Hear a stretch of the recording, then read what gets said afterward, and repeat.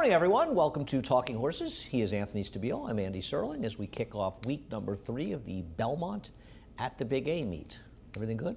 Yes, we're back. We are back in action. Big weekend coming up. Of course, life is good running here in the Woodward. Other races as well as we head closer and closer to the Breeders' Cup. Races that used to hold a lot more significance before the Breeders' Cup usurped the entire racing landscape. Try to, do you ever, and I know you're very active, obviously, on social media, namely Twitter. You ever try to interact with the young fans that don't even remember how important that Belmont our championship meet was in the fall? Well, realize that that's where the championships were settled. The ones who are there to help educate me. Yeah. No, I don't. That's not a discussion I find particularly interesting. But no, I'm only on Twitter. I think Facebook's one of the worst things that ever but I mean, happened like in this on Twitter, country. just how it's funny how, because Breeders' Cup's been around since 1984, so we're talking about 38 years now. It's a long, a lot of our fans were not born before there wasn't a Breeders' Cup. I understand that. I think one of the things that would enhance people's understanding and appreciation of the game is to look up horses Marlboro Cup. but also look up horses that races are named for to find out who they were, and they ran back in the day when horses ran more often, and a horse's reputation was built on an entire resume of races as opposed to one day. Correct. And too much emphasis is placed on one day in this industry, and I think part of the problem with that is that there's a lot of people who vote for Eclipse Awards that simply shouldn't have a vote. There's a lot of people that take it very seriously and do deserve a vote, but there's plenty of people that don't. And they're people that only see who wins the Breeders' Cup, and that's all that seems to matter to them. And I don't believe... It's unfortunate. It's really unfortunate because the Breeders' Cup is one day, and it's a very important day in our calendar, but there's a lot of other important days throughout the year as well. And no horse should ever be criticized, should be criticized. I think about, I'll give you an interesting example. Was Matoli really a significantly less deserving horse of the year than Bricks and Mortar? Now, Bricks and Mortar is a horse that's near and dear to our heart, but had he won the Vanderbilt, he might have won the Eclipse Award that year for Horse of the Year. As it was like overwhelming. It was something like 7 or 8 to 1. Personally, I would have voted for Matoli, partly because I would have felt that a vote for Bricks and Mortar in my case might have been a little bit biased, and I thought he made a very good case to be Horse of the Year that year. Yet nobody even cared about him. Now, he did win a Breeders' Cup race, but he lost a race. And Bricks and Mortar didn't lose any race. He also ran more often than Bricks and Mortar did, to be fair. And I think that there's this world that sometimes be created that a loss somehow disqualifies horses from being, top horses or, I think, and this is a much bigger conversation for when we have more time. I think it's because these horses run so infrequently that the losses are more glaring. The less you run, the more important they are. I think that's the biggest factor Matoli wasn't that horse, though. He dances all year long. But he lost one, and Bricks didn't. Right, but Bricks ran less often. Bricks ran 6 times. Right. I got it. I know. Now, he did start early in the year, to be fair to him. He began his year in January. Actually began in December, I think, right? Right. He had the allowance. Now, he also hadn't run in about 17 years. I just think it's, it's interesting, and I mean, that it was such an absolute that Bricks deserved it over Matoli, and I don't think it was such an absolute. I think Bricks is a deserving horse of the year, and obviously it's a horse that's near and dear to my heart. I think he would have won. The dead rail loss. I think he would have won it anyway, but the fact that he had a loss completely put a nail in his coffin. To way too many people, And, something against sprinters. I don't know. He won some pretty big races, including the Met Mile. He did. And he was, Matoli seems to me to be one of these horses. He beat McKenzie in that Met Mile. He did. And Matoli feels like one of these horses that's going to be forgotten about. Absolutely. I won't forget him. I think he was a tremendous horse. I was a huge fan of him. It was along those lines we did a feature over the weekend, Kofefi. She was one of those horses where she had that 3-year-old. Too quickly. Right. But she had that season. When you looked at that season, you're like, what? I forgot. She won 3-year-old that year. Right, but she didn't run that many times, did she? And I'm a huge fan of hers. Don't get me wrong. 9. I don't mean nine. No, I mean as a 3-year-old. Oh, I think it would be 7. Oh, she ran that many times as a 3-year-old? I think. She had a huge race down at Pimlico on Preakness weekend. Miss Preakness or something? No, I mean her race against Serengeti Empress was a tremendous effort. Yeah. No, she was a terrific horse. But I think Matoli is. I wouldn't. No disrespect to Kofefi, I wouldn't put her in Matoli's No, I understand. class. But the sprinters always seem to get a little lost in the shuffle. They do. They do. For some reason. Right. I mean, I don't think people remember Midnight Loot as they should. Two-time Breeders' Cup winner. Midnight Loot was one of the best horses of my lifetime. I mean, his race, that's a horse that ran 2 mid-20s buyers. That was a serious horse, and he won it even on synthetic. Synth and a sea slot. He's a horse that had major issues. He was a tremendous racehorse. Yep. His race in the Forego was a sight to behold. Anyway, head over to Naira Bets. If you're not a member of Naira Bets, use the promo code MATCH200. We will match for $200 of your initial deposit. We have that Thursday $10,000 hit and split. Heard a lot of people talking about extra money they've made playing this. That's late pick 5 today. Begins in race number 5 of our 9-race card. We also have the contest. You have until Friday, tomorrow, at 5 p.m. to sign up for Saturdays contest. $300 buy-in, cash, and seat prizes. And finally, last but not least, 1 to 8:30, so we're only on for 7:30, 7.5 hours today, covering Churchill, whose card begins in the wee hours, as usual. Anyhow, we will head over to today's first race. And what'd you do in today's first race? I'm going to try and get my man Nick Zito off the duck. Okay. With Alicia. Alessia? Whatever. Thought those ran well enough first time out. Those ran very well first time out. Yeah. Didn't have the cleanest trip early on, second time. Stretches out now, cuts back rather, I apologize. I think there's a little bit of pace in here. There isn't, but okay. See what Arrogant Lady coming off the break and Kitten's Appeal, I think will show some speed as well. Is this going to be as quick as that pace in the Gallup Bloom on Sunday? It's just amazing, isn't it? It's just absolutely positive. No, what's amazing why are you shipping? Okay, fine. She couldn't keep up with her. How slow did she go early? And she was last. Once again, what's amazing is you continue to come on the show on a daily basis and Andy, say, you think okay, hold on a minute. You thought she was going to be last early on? I don't Honestly. know. What do I think? I thought there was never going to be a fast pace going into that race. And I don't think there are going to be fast paces. And but did you think she was going to be last when the gate opened? No, of course not. But that's it's ridiculous. Why are you shipping here to do what you did? That's all good and fine, but I think it's more ridiculous that you come on the show every day and talk about fast paces, because they don't have I mean, at some point, somebody has to go to the lead around here. Okay. Keep dreaming. Anyway. I mean, you're right. Some days it does it feels like a nightmare, not a dream. I think Alessia makes a certain amount of sense in here. I hope she wins for Nick, and I think she is pretty good. And I think she's a very dangerous horse. I think Arrogant Lady had been working very well at Saratoga. She had 3 B-plus workouts. Okay. So she's kind of an interesting horse, coming off a long layoff, despite the fact that she did not get bet in her debut. She did run against Interstate Daydream, who at times has looked like a pretty good 3-year-old filly, and at times not quite as good. I took Firewolves. We'll take a look at her debut at Oaklawn. Her first race I thought was very good. She runs back to her first race, in my opinion. She's going to be very, very tough to beat in this race. I don't love drawing the rail. She ends up finishing second, but a second that got her a 75 buyer. She fell apart after that. I looked up Brad Cox. I think I posted this stat. I looked up 5 to 9 month layoffs for him with maidens and dirt sprints. You're going to see a pretty good record. The record includes 5 starters at NYRA tracks, 3 of which won for an ROI of $6.64. And he seems to get him ready in these situations. I'm going to take Firewolves. Hope she runs back to her debut. But honestly, I could see any of the 1, 2, and 4 winning this race. Yeah, I took a look at her. But what happened after the debut? I don't know. She had almost 7 weeks between that debut and the second start, and man, she was bad in her next 2 starts.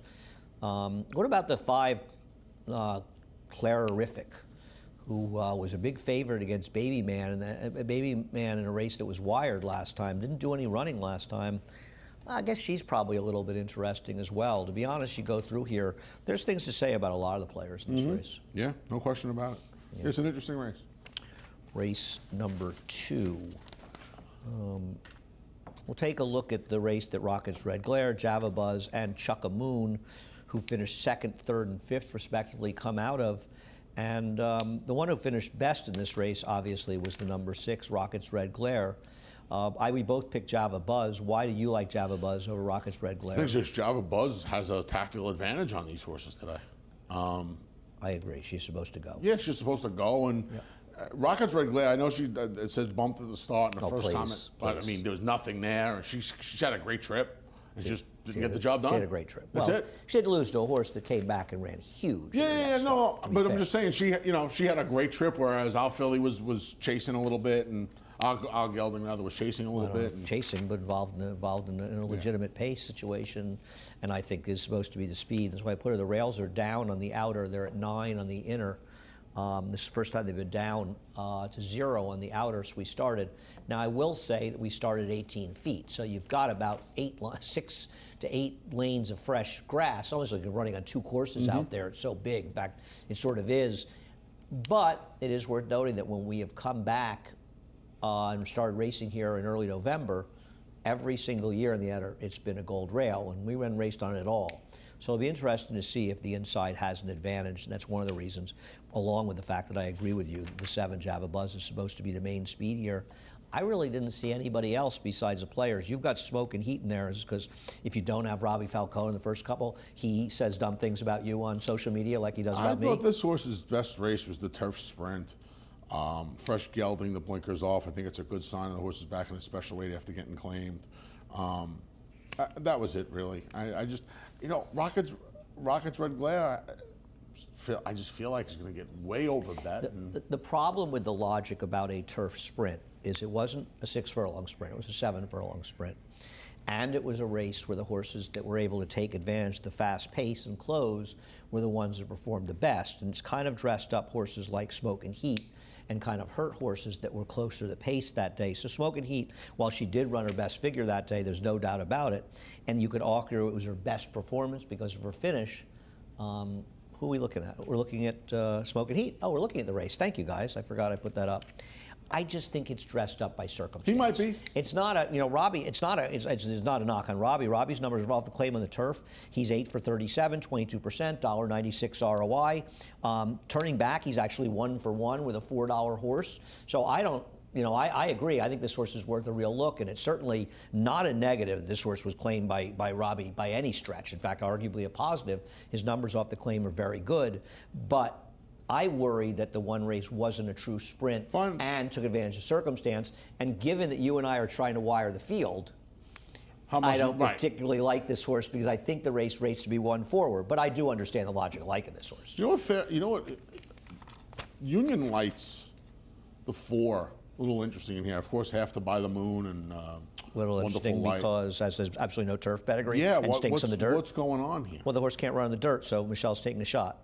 And maybe wants to give the racehorse a race off a layoff, and this race came up, and you never know when those older maiden races are going to fill, and she figured I'll give a shot and see if the horse can nail the turf and get a race under his belt. But if he wins this race, I can guarantee you one thing, I'll be ripping up my tickets.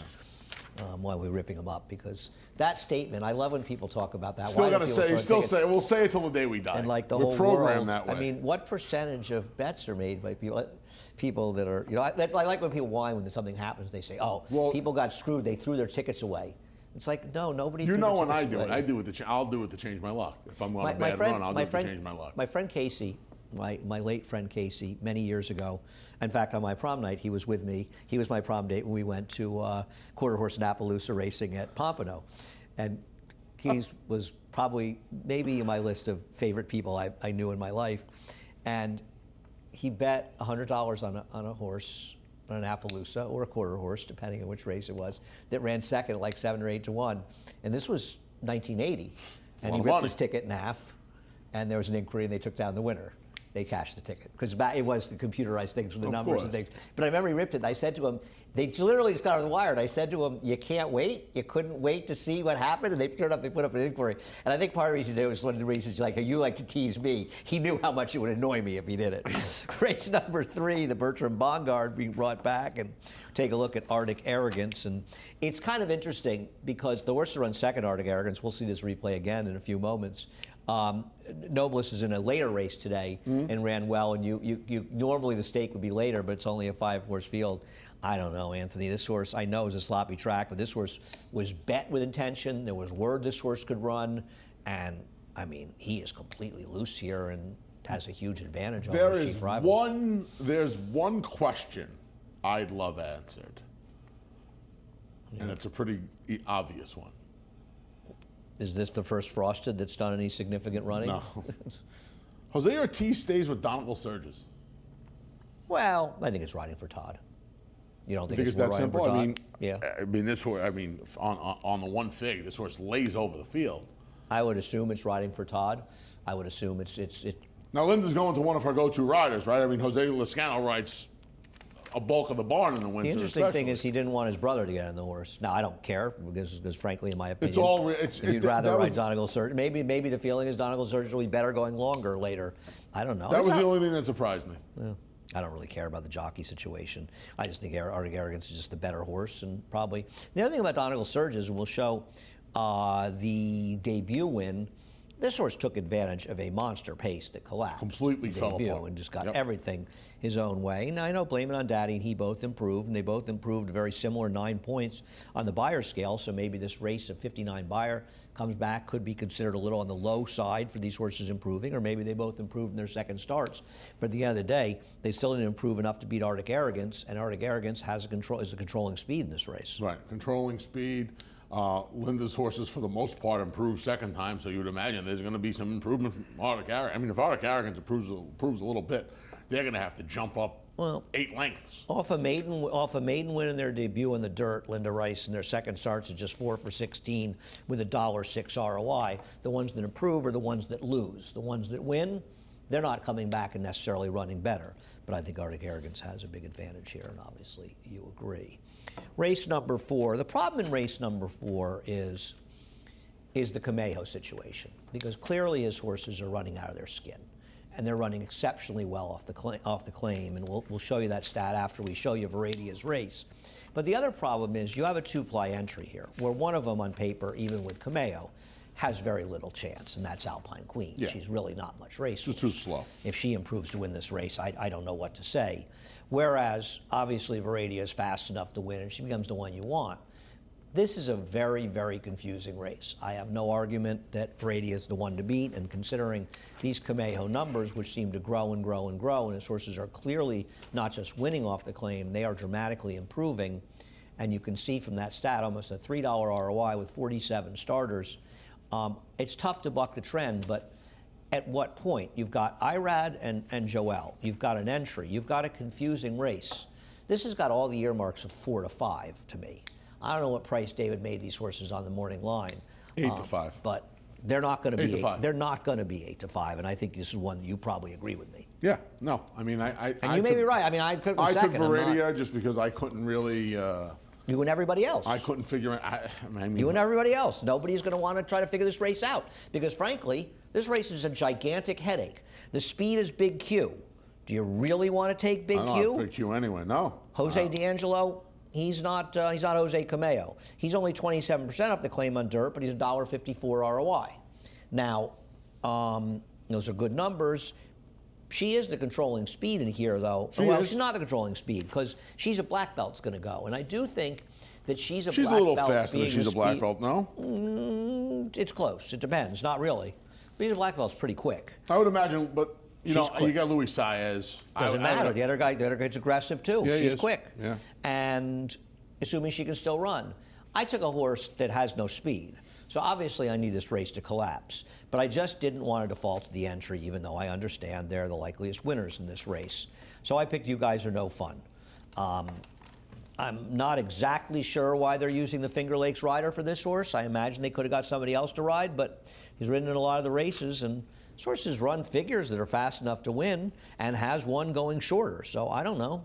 I thought I'd take a little bit of a shot that maybe this horse would be interesting on the turn back and the easier company. We could leave it alone. For some reason, I transcribed my numbers wrong. I was supposed to be 276. It's my fault, guys. Leave it the way it is. Because I did think Shadalama was a little interesting at a price. We'll show you Prairie Fire and Shadalama. Yeah. You know I always like Shadalama. I know you do. I'm surprised you didn't have her in the mix yet. You know what? I don't? I don't have her anywhere? I don't know. I had her 5th. Yeah.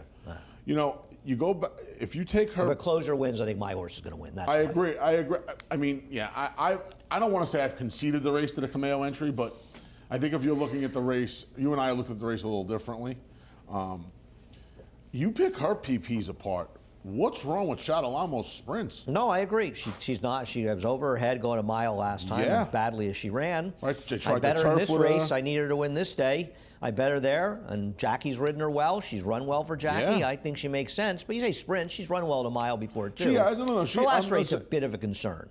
I know there were better horses. But she didn't run 2 steps last time. Bit of a concern. I agree. But agree. But I don't think she's impossible. She's going to be a big price. I mean, David has a 12. I think David has the biggest price on the morning, the second biggest price that she's a black belt. It's going to be an enormous favorite here. And I'm going to play a little 2-6, 2-7 in here. All right. See what happens in race number 4. Race number 5 will break after 5. And this is Nobilis. We might as well run that replay again in case you've forgotten about it. I thought Nobilis ran very well in here, and obviously as a horse with experience under her belt, took money that day. That's a very logical horse in here against a lot of first-time starters. Yeah. No knocks. No real knocks here. Arctic Arrogance going to be a big favorite in the Vanguard earlier in the day, and ran really well first time out. Yep. No real knock. Very logical horse. Who'd you pick here? I got a little push on the 5 Canarsie, so I just decided to put that one over Nobilis. But I mean, I have no real knock. You're going to get these guys at a little bit of a price. I think. See, David has Nobilis 2-1. So IRRTs. How big a price this horse going to be? Well, I'd like to know. Well, you have the horse on top. I did not know that. Yeah, there must be a story on Inspector because Nobilis 2-1. Unless one of these firsters can really run. Inspector's going to be a short price here. Now, I will say, and David has the horse 5-2 because it's my racehorse as well. That's a lot of money. She'll probably be favored in here. He'll probably be favored in here. To be honest with you, I didn't look out workout reports, but I picked this horse because I thought this workout was extremely impressive, the 2-year-old sale. And to me, it just had a bit of a look, a flatter. I mean, this horse is basically doing it on his own. I mean, it's not even like they're even riding this horse that much. I mean, they're sort of waving the stick, but this horse is flying out there. And I saw David pick the horse on top. There have been a couple of workouts. I guess Nick told me that we're very, very good, 2 of the last 3. But also, it's funny because I was discussing this race briefly with Steve Bick on his show on Tuesday, and he said that Steve Asmussen had been on earlier, and Steve said, this horse gets out of the gate. This horse is pretty good. So I had picked this horse based on the 2-year-old sales workout, to be honest with you. Okay. But over time, I've heard more and more this horse is a runner. So I imagine this horse is a bit of a runner here. Doesn't mean that Canarsie can't be a runner as well. I thought the Schosberg horse I want to throw in. I thought this horse's workout 10 flat, the 2-year-old sale in April, was also pretty good. So I was going to throw this horse in as a bit of a bomb. I always like to give another look to Rick's horses, especially first-time starters. And Always Dreaming, sure. Okay. Always Dreaming. All right, that's the first 5. We'll be back after a quick break. For almost 150 years, the Saratoga name has been synonymous with the finest quality, sustainably sourced spring water available anywhere. Saratoga carries on the rich tradition of its forefathers by crafting each stunning blue glass bottle with the same attention to detail and care that has been its hallmark for generations. Visit SaratogaSpringwater.com today or ask for us by name at your local market or restaurant. Saratoga Spring Water. Make every day exquisite.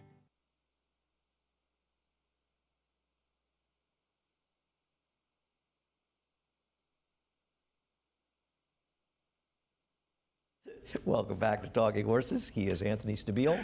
I am not. Do you think I was downstairs earlier talking to one of our producers, Bobby Klatt, and I told him how I basically laid out the next 6 weeks of my life, and you and I just did a little synapse of what we thought could happen in race 5. Do you think that's because we're gamblers that we think so negatively? Well, I don't think negatively. I don't know.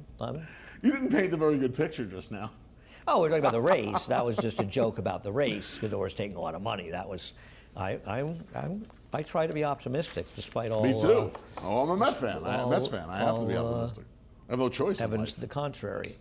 So I liked the horse that was scratched in this race. So I scratched into the same horse as you in this race, but I actually liked Assertive Style a lot in this race. So things changed for me. Why'd you pick Fouette? Well, I would imagine that Fouette is going to appreciate the class relief from Caravel change of control and the stakes filly she ran against the Smart and Fancy. Hard to see Louis Saez giving up the lead, though. It's hard, but you know what? She has won from off the pace. She won in the mud from off the pace. But her best races are. But her best races are on the lead. That concerns me. It concerns me. And if the rail is really good, that concerns me as well. It concerns me a little bit. It doesn't not concern me. It concerns me a little bit. I think she is fast enough to get the lead if she wants. That's not to say. Well, I don't know about that, Anthony. I think she is. I think they're all fast enough, but I think the reality is the one rates to be fast, and the one may be a faster turf sprinter than she is. Her speed is primarily in the dirt. While she showed speed last time, she didn't have nearly the speed last time on the turf that she's shown at times in the dirt. And turf and dirt sprint speed are stuff. And you look at intention, Luis Saez has the rail on a need-to-lead type. Jose Lezcano, not always as aggressive, and Luis I think maybe a very seeing aggressive that, rider. Yeah, listen, I don't disagree with you that she's better on the lead, but the fact if that I knew she thought she was going to be clear in here, I think she couldn't lose. But I'm not convinced she's going to be clear, and I also think she's going to be favored. I don't think there's any chance that she's a bigger price than the horse outside of her. Oh, I think Hit the Wall will be favored. I agree with you. I'm not sure about that. I agree with you. She'll be I don't think she'll be worse than second choice. I'm not sure about really? Hit the Well being the favorite. Off the win? Off the big win? I mean, that's a big win, big fig. Right. The problem is it's a one number, and we'll take a look at it. Well, it is. The other problem with the race is that it's a phony win, because the horse that was going to win this race, who was the controlling speed, got left 3 lengths and was forced to rush up. She's the one in front. So Hit the Well won this race sort of by default. And the other problem is, let's talk about Mischievous Dream. 76, 81, 77, 84. This horse, she's a high 70s buyer. Suddenly she runs a 90? I don't know. And it's funny, I was talking to Christophe Clement about it the other day. And I said, do you think this filly suddenly improved? Because she's obviously a very important horse in this race. We were talking about it, and he said, he was surprised by the number. And for people that wonder why the number is so high, because it was as fast, if not faster, than Troy was run later that day. Right, it was the same time. Yeah, and Troy got a 99, and those horses make sense for 99. They're entered back in Saturday's race, which hopefully won't get rained off. What are you supposed to do if you're a figure maker? Craig Milkowski gave it a very similar number that Beyer gave it 113. Well, you can't have the same similar final time 4 hours apart and give it a 82, right? I mean, the turf isn't going to change. It's not like it rained, and nothing changed that day. It's a problem, and I don't know what other figures made, but. It's like, I remember there was a horse getting overbet off one big number, and Jerry Brown of Thirgraphs texted me, and he said, boy, they love one-number horses. And the problem with the 5 is she is an absolute one-number horse. You put your thumb over that 90, she has 0 chance in this race. Zero. Now, she did run that race last time, and she's one of the more interesting horses on the card. Because maybe she wins this race and pays $840, and you go, gee, I just overcomplicated it. She's also been a horse that has been better when she has a race off the break.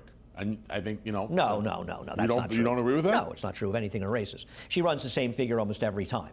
She's one of the horses you say are washed. She just runs a very similar figure almost every time she runs. You look at her turf races, and she's probably better sprinting. And the reality of her is, her last 3 races in the turf are all sprints. She just ran a super fast race that makes no sense whatsoever. And I'm sure there's people that think, whoa, the time was wrong. I guarantee you Craig Milkowski retimed the race. There's just something funny about that race. I don't know where it came from. I don't know how it happened, but I am very curious to see what she does today, because maybe she turned the corner and turned her life around. The problem is, so did Mischievous Dream. Right. And Mischievous Dream's another horse. She's a little dirtied up, but her turf sprints are better than her dirt routes. But right, to jump 7 points, 6, 7 points. It's a very strange situation. What about? I've got Keeper a Time second in this race, cutting back. I don't really like the turnbacks, but I do think this horse is coming out of a race. Actually, the winner came back and ran 8 Beyer points better. I think this was actually kind of an okay race, and I think she may have some real talent, this horse. I don't know if she's a sprinter, though. Yeah. I have no idea. She did run shorter races over in Ireland. Lone win here came on the Tapeta. Kept waiting as that big race in December of last year. I don't know. Is she really impossible? Going back to the turf? I got a third. I mean, I don't love Ray to Venture. I don't love that race she comes out of. She beat a 34-1 shot last time that ran 4 points lower at her next start. You didn't have the horse anywhere here. I don't know. She's going to take money. I'm not a big fan. I mean, I thought her Baystorm second was sort of by default. Big suck up. Yeah, exactly. The default was not impossible, but I preferred others in there. Yeah. See what happens in race number. Because the other thing with Fouette is, did she really run well in there, or did she just get sucked along in a fast race in her only turf race? I'm not convinced. I've got a lot of questions. I'm just annoyed that Assertive Style's not running. That's okay. I can lose my money on Tom Morley in the next race. That's what it was. I told Tom on Sunday that I picked 2 of his horses on Thursday, and he figured I can't possibly win 2 races with Andy on my back. I'll hope I scratch the right one. Or maybe she got sick or something, and maybe something happened to her. In all likelihood, he didn't seem disinclined to run. So I think that the horse you picked in this race, we'll turn our attention to race 7, is probably the single biggest trap on the entire card today. Knew that was coming. And we'll look at Big Ever's phony win back on July 9th when he waltzed around the racetrack on a rock-hard turf with eyes on target. I'm not saying he's impossible. I know he's the speed here. I think this horse is decidedly suspect, especially around 2 turns, and I think is a massive underlay in this race because I actually believe this horse will be favored in here. I do too, and I think he should be. Yes, he's going to be the controlling speed. I know. He doesn't have to deal with an outside draw like he did last time. Emirati came back and won the Baruch. I'm just you got to compare Emirati's performance in the Baruch to this race? I'm just saying, what I'm saying to you is... Emirati was also compromised. He went from having things his own way in his 2 prior starts to facing some adversity with the draw. Adversity. He was forced to sit 3rd. He was forced to sit 3rd. Compared to his 2 prior trips. His last race was horrendous. And he's going to get his last race. No, let's be clear. His last race. I don't know if it was horrendous. It certainly wasn't. It wasn't great. But he's going to get his trip today. Okay, I'm not a fan. I think he's a total phony. I think I've got him 3rd. I won't fall in my chair when he wins, but I think he's going to be 5-2 in here, and I think everybody's going to see that. And it's too obvious. And I have something gigantic frog in my throat. We are on opposite sides here. I think the horse to beat his dreams for tomorrow. We'll take a look at his race. I think 2 races back. Now, obviously, something went wrong last time out. But overall, isn't he just a better horse than these horses? I mean, I think the problem with him is, I guess he's a better horse. Sure, has good numbers off layoffs. He seems to me to be a very logical horse in this race. Yeah, but he's a layoff horse. I was never his biggest fan. Okay. I don't know. He lost to Analyzer to wire the field in that race, who had everything his own way. I think he's the horse to beat in here, but I like the number 8, Ocala Dream, who ran that huge race in the Kingston. Okay, he did not run well in his next start, and there's no argument to defend him in that race. I think a mile and 3/16 was too far for him, and then last time out, another one who was just sort of caught up in that Baruch where nobody had a chance besides the winner, and we saw City Man come back and run well and win the stake in the next start.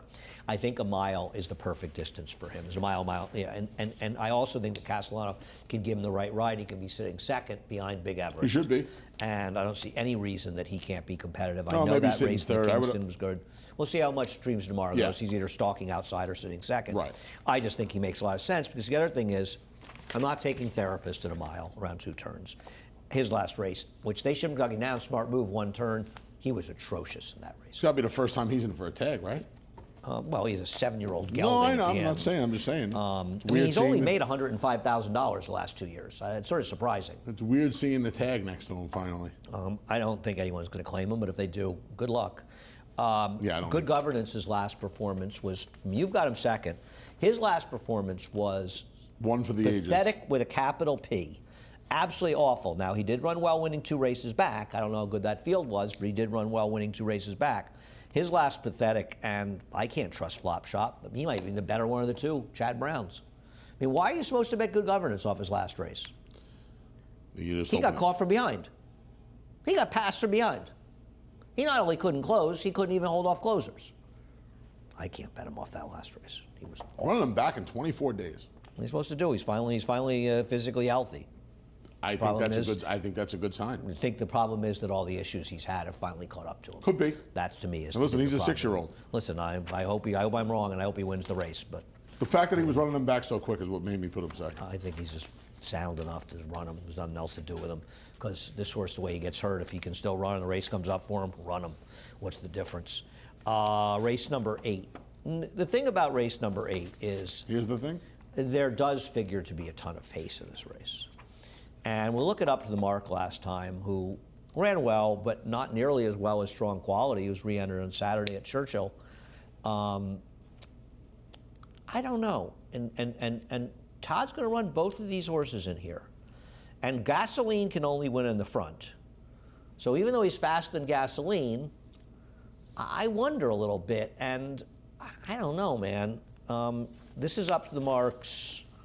What is this that we're looking at here? No, that's gasoline. No. What the hell? What race is that? Guys, what did we just look at? Anybody have any idea what we just saw? I don't think it's anything in this race.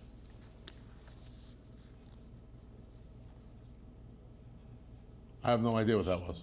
September 3rd, the third race. That was Belmont. What? September 3rd could not be Belmont. Okay. Unless we're going back to 1995. 9-3. Okay, it's not your fault. It's fine, guys. No big deal. But that was not up to the mark. That's okay. We shouldn't have to look at us the whole time. I don't know what to do with this horse. I think he's very good, but I got to tell you, his last race, it wasn't a bad effort, but it wasn't the effort you wanted to see from him. Yeah, I mean, I put him second in here, but he was on top of it was kind of an easy opening quarter. No, the maze held together in there, but they're good horses. Strong quality's good and no burn's good. He just didn't really get bet that strongly, and he didn't get it done. I don't know. He can win, but I think Gasoline's sort of got to go in this race. And I know from another mother scratched in here. I mean, Cryo's probably going to be a little bit aggressive in here. I don't think he's as fast as those horses. Who knows what Win it'll do from the outside in there. The conventional wisdom is that Golden Alchemist is the logical closer in a race where there's going to be an honest pace. And we'll take a look, I'm assuming, at his maiden win on July 29th, but I don't want to take anything for granted. I think this horse is a good horse. I mean, I got no knocks on this horse, but he did not run well in his last race, but it was Parks where, you know, who knows what Parks really drawn inside, gets his Lasix back today. Gets the Lasix back today. The rail, and he was on the rail, but okay. But I don't know. I'm not sure what to do with him, but I guess he's the horse to beat. The problem is, I think he's going to be a very short price in here. I do too. And that's my problem. I don't want to pick him at 2-1, 8-5. Okay. And I think he's going to be super short. I took a shot with a Bridal Bomber. I think his horse has been crying out to get a pace to run at. His last race, he had to be a little closer. The paces weren't fast. That race was a runoff. I don't even think he ran that badly last time.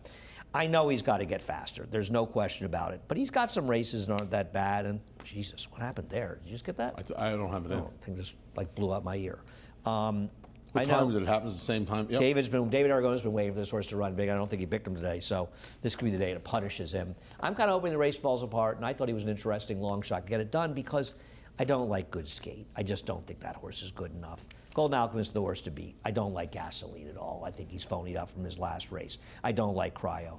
I get Affable Monarch. If the race falls apart, maybe he's even better than my horse, but he doesn't have any races in New York, and who knows what to do with Win It. Because the problem with Win It is the big race he ran was on the front end, and he's not getting the front end from that post in this field either. With these horses. And I know he made a sort of crazy middle move last time after not breaking that sharply, but what trip do you work out for him to win? I kind of wanted to make a case for him. I thought Affable Monarch, you can make a little case for him. Oh, yeah, the race falls apart. But yeah. I'm not taking a horse that hasn't run in New York that's going to be a shorter price than my horse. Okay. I'm going to take a shot with a Bridal Bomber. Probably not good What are enough. you going to do, take a shot with Bridal Bomber? I'm going to take a shot with him. Yeah, all right. So race number 9. My 5th pick, for what it's worth. That's big news. Race number 9, you got a tip here on left and behind? Yes. I was given this horse in Saratoga, actually. Wow. I was given this horse in Saratoga. Is he the next? Tis the Law. Tis the Law. You know what my favorite? Funny Side Broker's made it up there or down here? Down here. Down here. My favorite. That was the one when Tony Kovich left a message on my machine. Barclay Tagg's maiden can run a little bit in the 4th race. Well, by 18. I mean, when he said a little bit, he meant can run. Yeah. But that commercial for Tis the Law, Barclay says, I've never seen him get tired. He wasn't tired after the Breeders' Cup? I love Barclay, but the amount of trader BS that's out there is just so funny. Leave my man alone. He never got to, I love Barclay, as you well know. I picked him second, and it's funny, I didn't have a tip on him, but it had a little bit of a look, this horse, the last work and things. He's not going to be 8-1. No. Not going to be 8-1. No. Now, Uncle Marty could be the favorite in here. We'll take a look at his race last time. I know you liked him last time. I just think this is a terrible field he comes out of. I know that... He made up a lot of ground, Andy. So what? In a slow race. Yeah. The race also fell apart, Anthony. I know. And he also got a pretty reasonable trip in doing it. I know. I'm not a fan. But who knows? Maybe he will, but wasn't last time the time for him? Linda's second time? I'll throw you a softball here. I had the 4 can run. Oh, the 4 is the workout horse. Everybody knows that. Chad Summers has a workout horse. I bet you this horse does really well the first 3 furlongs. I think he's going to have a big impact on the early part of the race. Oh, no, this is the tip horse. This is the horse. This is the workout. It's not a tip horse. This is the workout horse. This horse workouts are very good. No kidding. Yeah, that's the horse that's going to get betted here. No question. I'm sure Chad hasn't told anybody he likes him, though, because he's very close-mouthed about his horses. He's told the whole world. West Star, interestingly enough, I did not pick this horse. I had the horse 4th. But Bick said that this was a big pedigree. The dam went over 1.3 million. Love her. Steve said in the same conversation with Aspen, he thought this horse might need a race. Now, probably this one will win, and the other one will run. She won the Gallant Bloom? She won a lot of races. Yeah. She won 1.32 million. I have the workout for Shadow Dragon, because I know you love a Bill Mott. Who trained Fire SA, the dam? This is an easy one. Jimmy Toner? Correct. We'll take a look at Shadow Dragon. I actually thought this was a pretty solid workout, but this horse 21-2 isn't great, but it's not bad. And I thought this horse actually looked pretty good in this workout. So I got that horse 3rd a little bit for Bill Mott, an Army Mule. I picked an Army Mule earlier on the card. Not a lot of Peachtree horses, right? They don't have a lot of horses, right? No, I think they just do a lot of breeding now. Yeah, interesting to see this horse purchase the 2-year-old sale. So I thought this one could be a little bit interesting. As far as the horse I picked on top, Deliberate Risk. This horse ran against real horses out of California. real horses. The second place finisher is the $3.5 million horse that ran 36 buyer points higher next time. Ran 100 buyer and lost. It's not as bad as the 3rd place finisher. That was one of those SF Bloodstock and All Company. That horse ran a 90 buyer and got drowned running 3rd as Baffert ran 1, 2, 3. Imagine this. Yeah, the 4th horse came back and ran 15 buyer points higher. I know this horse was very interesting. Got a race out in California. Comes here as a New York bred to run. I'm going to bet on the 9. After Unolho. Oh, really? Yeah. Well, Risk of Chance was a Kimmel horse, right? Mm-hmm. Pretty good horse, right? Was that Chester Broman? Feels like it, but it's maybe been. not. Yeah, AP Indy man. No, yeah. it was Southern. But this horse was bred by Southern Equine.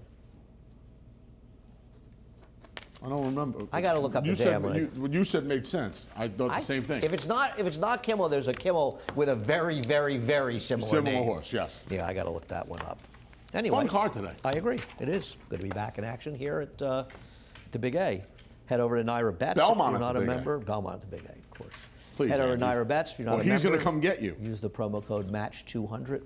We will match the $200 of your initial deposit. We have the hit and split. That is the late pick 5 today. You got to opt in over at Naira Bets, which I have done. May not be playing the pick 5, but I will be hitting and splitting if I am. We have the contest. You have until 5 o'clock tomorrow to sign up. $300 buy-in, all cash prizes, seat prizes as well. And finally, last, and maybe least, 1 to 8:30. Only 7.5 hours of racing today. But don't worry, occasionally I will only be on for the first 3 hours and 50 minutes. Acacia. Anyhow, we are done. And Johnny I will be up next. The reprise, scratches and changes. Have a great For almost 150 years, the Saratoga name has been synonymous with the finest quality, sustainably sourced spring water available anywhere. Saratoga carries on the rich tradition of its forefathers by crafting each stunning blue glass bottle with the same attention to detail and care that has been its hallmark for generations. Visit SaratogaSpringwater.com today or ask for us by name at your local market or restaurant. Saratoga Spring Water. Make every day exquisite.